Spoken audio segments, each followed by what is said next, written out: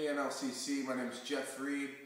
Me and my wife lead Community Transformations, and I'm coming to you in Sydney in just a couple weeks. And I just want to make a video to share a little bit of my heart.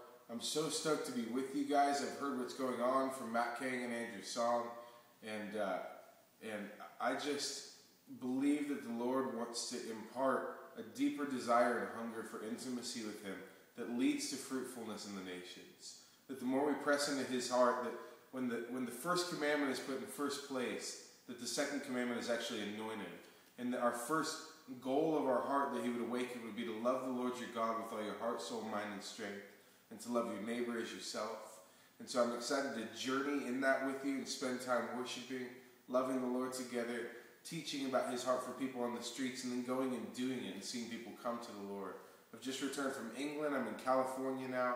Then I got to go to Hawaii, and then I'll be out with you. And everywhere I'm going, God is awakening this thing about loving Him and being loved by Him, and let everything be a response to that. So bless you guys, and I'm really happy to see you soon.